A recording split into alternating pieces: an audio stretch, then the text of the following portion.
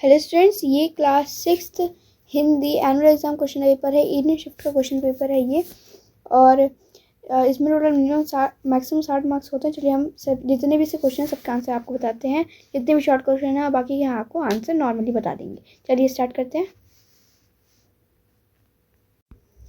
खंड क, एक सेकंड रुकिए। खंड क, यह नीचे दिए हुए अपठित गद्यांश पर आधारित बहुविकल्पीय प्रश्नों के उचित विकल्प लिखिए। तो ये एक आपके 5वीं क्लास से चैप्टर लिया गया है राग की रस्सी से, तो ये आपको पढ़ लेना है अच्छे से। और इसके बाद हम इसके क्वेश्चन देख लेते हैं। इसका पहला वाला जो है कह रहा है भेड़ों के सींग क्यों काटे गए। तो भेड़ों के सींग इसलिए काटे गए 100 बोरे जौ खरीदने के लिए। ठीक है, उनके सींग इसलिए काटे गए थे ताकि जो लड़का था वो 100 बोरे जौ के खरीद सके। ठीक है, उसके बाद अगला देखते हैं। फिर अगला वाला है लोपोगार को क्या विश्वास था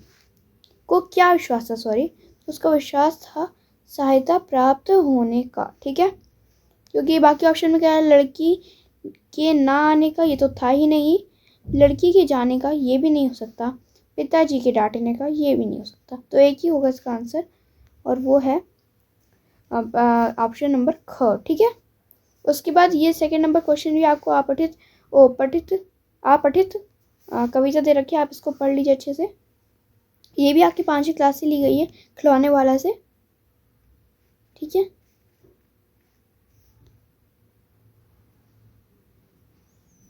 इससे क्वेश्चन देख लेते हैं। इसका जो पहला क्वेश्चन है वो कह रहा है जोर जोर से कौन पुकार रहा था। तो इसका आंसर होगा खिलौने वाला। ठीक है, अब इसका सेकंड देख लेते हैं। कानों में बाली किसने पहनी। तो इसका आंसर होगा चुन्नू ने। उसके बाद इसका तीसरा वाला कहता है निम्नलिखित व्याकरण के प्रश्नों के उत्तर दीजिए। यहाँ से आपके व्याकरण के प्रश्न स्टार्ट हो जाते हैं क्वेश्चन नंबर 3 से। पहला है निम्नलिखित संज्ञा में से जातिवाचक संज्ञा का उदाहरण है। तो संज्ञा टोटल 3 तरह की होती है, जातिवाचक, व्यक्तिवाचक और भाववाचक। ठीक है, तो इसमें से जो जातिवाचक होगी वो है विद्यालय। ठीक है, जातिवाचक में आपको दो और भाग मिलते हैं। जातिवाचक में आपको 2 भाग और मिलते हैं जातिवाचक में। एक तो होता है द्रव्यवाचक और एक होता है समूहवाचक। ठीक है, तो जो विद्यालय है वो समूह को कह रहा है। गंगा क्या है, गंगा तो एक पर्टिकुलर चीज़ है, ये व्यक्तिवाचक है। राम व्यक्तिवाचक है और हिमालय व्यक्तिवाचक, ये सब एक ही होता है। ठीक है, लेकिन विद्यालय में समूह होता है। ठीक है, उसके इसका तीसरा और दूसरा देख लेते हैं। इसका दूसरा कहता है दिल्ली बहुत बड़ा शहर है, वाक्य में विशेषण है। तो इसका आंसर होगा बड़ा। ठीक है, वाक्य आंसर क्या होगा, बड़ा होगा इसका आंसर। ठीक है, अगला देखते हैं इसका तीसरा। चंद्रमा शब्द का पर्यायवाची है। चंद्रमा शब्द का पर्यायवाची क्या होगा, ऑप्शन नंबर ख। क्योंकि बाकी जो ऑप्शंस आपको दिए हुए हैं उनमें आप एक चीज़ देख रहे होंगे कि आपको ये वाला दिया हो या ये दिया हो या ये दिया हो, तो ये तीनों सूरज के पर्यायवाची हैं। किसके पर्यायवाची है, सूर्य के और सूर्य के पर्यायवाची हैं। ठीक है, इसके चौथा कहता है इसमें व्याकरण के क्वेश्चन में विनाशी शब्द में उपसर्ग है। तो इसका होगा आंसर वी होगा। ठीक है, उसके बाद अगला देखते हैं। ये भी आपको पठित गद्यांश के आधार पे बहुविकल्पीय प्रश्नों के उत्तर दीजिए। तो ये आपका संसार पुस्तक है जिसे जवाहरलाल नेहरू जी ने लिखा था। उस कहानी, ये वही कहानी दे रखी है, उसका थोड़ा सा भाग दे रखा है यहाँ पे। से क्वेश्चन देख लेते हैं। इसका पहला क्वेश्चन कहता है आदमियों से पहले धरती पर कौन था। तो आदमियों से पहले धरती पर जानवर थे। कौन थे, जानवर थे। ठीक है, उसके बाद है धरती कितनी पुरानी है। तो इसका आंसर दे रखा है हमें, उसमें ही लाखों करोड़ों साल, लाखों करोड़ों वर्ष। ठीक है, उसके बाद इसका अगला देख लेते हैं। तीसरा, आज दुनिया कैसी है? तो इसका आंसर होगा आदमियों से भरी, या फिर आदमियों एवं जानवरों से भरी, या फिर पशु पक्षियों से भरी, या जानवरों से भरी। तो इसका उत्तर होगा ये आदमियों एवं जानवरों से भरी। वैसे पेड़ पौधे भी आना चाहिए था कि पेड़ पौधों से ही भरी हुई है, लेकिन जो आपको कहानी दी थी उसके हिसाब से इसी से होना चाहिए था आंसर। ठीक है, उसके बाद अगला देखते हैं। धरती के विषय को किसने पढ़ा? तो इसका आंसर होगा विद्वानों ने। ठीक है, उसके बाद प्रश्न नंबर 5 में आपको झांसी की रानी वाला जो कविता थी उसका थोड़ा सा भाग दे रखा है। ठीक है, उसका इसका क्वेश्चन देख लेते हैं। इसका पहला कह रहा है रानी लक्ष्मीबाई किसके मुंह बोली बहन थी? तो इसका आंसर होगा नाना की। ठीक है, नाना की मुंह बोली बहन थी। ठीक है, उसके बाद ये कह रहा है लक्ष्मीबाई के कितने भाई बहन थे? लक्ष्मीबाई की कोई भाई बहन नहीं था, वो पिता की इकलौती संतान थी। ठीक है, उसके बाद है बर्छी डाल कृपा कटारी, इन सब से लक्ष्मीबाई का क्या संबंध था? तो इसका उत्तर होगा ये उन सबकी मित्र थी। ठीक है, उसके बाद चौथा देखते हैं। चौथा कह रहा है झांसी की रानी, एक सेकेंड रुकिए, झांसी की रानी कविता किसने लिखी? तो इसका आंसर हर कहानी के अंत में दे रखा होता है, कविता हो या कहानी, की सुभद्रा कुमारी चौहान ने वाली लिखी थी। ठीक है, उसके बाद ये वाले क्वेश्चन आपके चैप्टर से ही आए हुए हैं, सभी चैप्टर से। मास्टर जी को किसने बुलाया? तो इसका आंसर होगा, तो इसका आंसर कोई सा भी नहीं होगा, क्योंकि मास्टर जी को किसी ने नहीं बुलाया था। मास्टर जी को पता चला था कि मोहन के पेट में दर्द हो रहा है या ऐसे ऐसे कुछ हो रहा है। ठीक है, तो इनमें से कोई भी उसका आंसर नहीं बैठेगा, ना ये ना ये ना ये ना ये। ठीक है, उसके सेकंड देख लेते हैं। ऐसे ऐसे पाठ के लेखक कौन हैं? तो ऐसे ऐसे पाठ के लेखक हैं विष्णु प्रभाकर। ठीक है, अगले देखते हैं। कविता पर आधारित निम्नलिखित प्रश्नों के उत्तर लिखिए। चिड़िया को कैसे दाने पसंद हैं? चिड़िया को दूध भरे दाने पसंद हैं, दूध भरे जुड़ी के दाने। उसके बाद अगला कहता है छोटी बच्ची किसके आंचल में छिपना चाहती है? तो इसका आंसर होगा माँ के। उसके बाद 8वां प्रश्न क्या कहता है? व्याकरण के प्रश्न 8वें से बकरी शब्द का बहुवचन लिखिए। तो बकरी शब्द का बहुवचन क्या होगा? बकरियां, या फिर सॉरी बकरियां,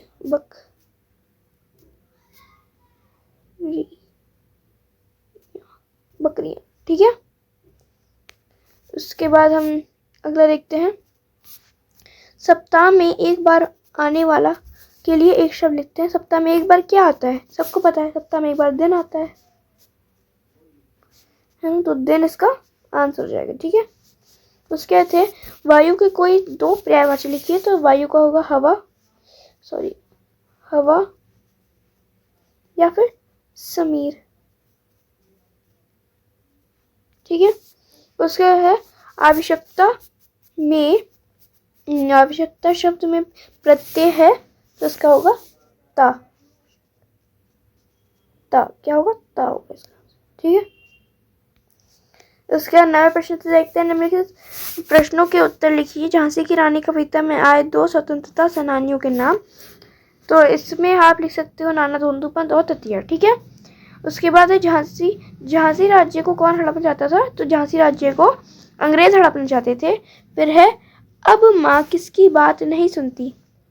अब माँ किसकी बात नहीं सुनाती? सुनाती तो परियों की, सुखद परियों की कहानी नहीं सुनाती है वो।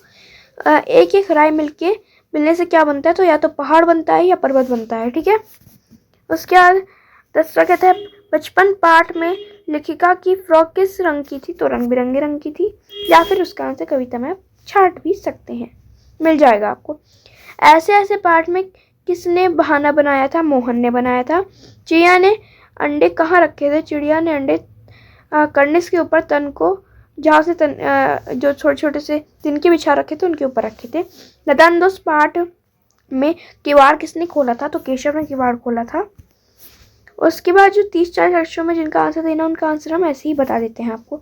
ऐसे कौन से बहाने होते हैं जिन्हें मास्टर जी एक ही बार में सुनकर समझ जाते हैं? ऐसा कुछ बहानों के बारे में लिखे।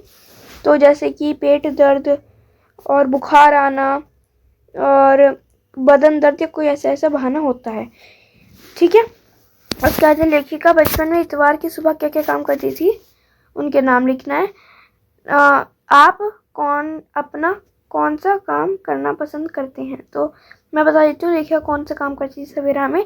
लेखिका को इतवार के दिन अपने मोजे धोती थी। धो लेने के बाद अपने जूते पॉलिश करती थी। जूते पॉलिश करने के बाद कपड़े या ब्रश से रगड़ती तो जूते की चमक उभरने लगती। ये इसका आंसर होगा। और बाकी अपना आप कौन सा काम करते हैं वो अपने आप लिख लीजिए आप। केशव और श्यामा ने चिड़िया के लिए क्या किया? केशव और श्यामा ने चिड़िया के लिए बहुत से काम किए, जैसे कि उसके जो अंडे थे उनकी देखभाल की और उन अंडों को कई सारी जो उनकी फटी हुई धोती थी श्यामा की, उसकी कई गद्दियाँ बना के अंडों को उसके ऊपर रखा, उनके लिए छाया का इंतजाम किया और भी बहुत सारे काम किए। लेकिन बाद में उन्होंने अंडों को बजाय उनका सत्यानाश कर दिया। लेखक ने प्रकृति के अक्षर किसे कहा है? लेखक ने प्रकृति के अक्षर किन्हें कहा है? तो इसका उत्तर होगा पहाड़, नदियाँ और समुंदर, सितारे, इन सबको कहा है। माँ मोहन के ऐसे कहने पर क्यों घबरा रही थी? इसका आंसर आपकी बुक में लिखा हुआ है और ये सेम क्वेश्चन भी बुक में ही दिया हुआ है। माँ को लगा कि ऐसे पता नहीं कौन सी गंभीर बीमारी है जिससे मोहन का मुंह पूरी तरह सफेद भी पड़ गया था। उसके बाद क्वेश्चन नंबर 12 का पहला देखते हैं। तुम्हारी माँ तुम लोगों के लिए क्या क्या काम करती है? ये आपने आपसे लिखिए। दूसरा, रानी लक्ष्मीबाई की सहेलियाँ कौन कौन थी? तो इसका आंसर आपको यही मिल जाएगा। वो रानी लक्ष्मीबाई वाला मैंने आपको दिखाया था। वैसे बता देती हूँ, बर्छी, डाल, कृपाण, कटारी उनकी सहेलियाँ थी। ठीक है। 12वां प्रश्न, हाँ ठीक है, दूसरे में ये लिख देंगे। तीसरा देखते हैं। साथ ही हाथ बढ़ाना कविता हमें क्या सिखाती है? साथ ही हाथ बढ़ाना कविता हमें सिखाती है कि हमें हर काम मेहनत से करना चाहिए, हर काम मिलजुल करके करना चाहिए। उसका चौथा देखते हैं। गीत में सीने और बाहों को फौलादी क्यों कहा गया है? तो इसका आंसर इसका ये सेम क्वेश्चन बुक में भी दिया गया है। सीनों और बाहों को फौलादी इसलिए कहा गया क्योंकि इंसान कोई भी काम करते हैं तो उसको करने की पूरी कोशिश करते हैं। उसके आपको 80-100 वर्ड्स में, इसमें आपको जो 13वां क्वेश्चन है आपको 80-100 वर्ड्स में अनुच्छेद लिखना है। या तो स्वतंत्र दिवस पे लिखिए या फिर विद्यालय का खेल दिवस मेरा प्रिय विषय। ठीक है, कोई से एक पे लिख सकते हैं। उसके आपको 14वें क्वेश्चन में 80-100 वर्ड पर पत्र लिखना है। या तो विद्यालय में प्रधानाचार्य जी को लिखिए या फिर खेल की उपलब्धियों के लिए बधाई देते हुए अपने छोटे भाई को पत्र लिखिए। ठीक है, तो यहीं पे आपका पेपर खत्म होता है। Thank you watching, see you soon.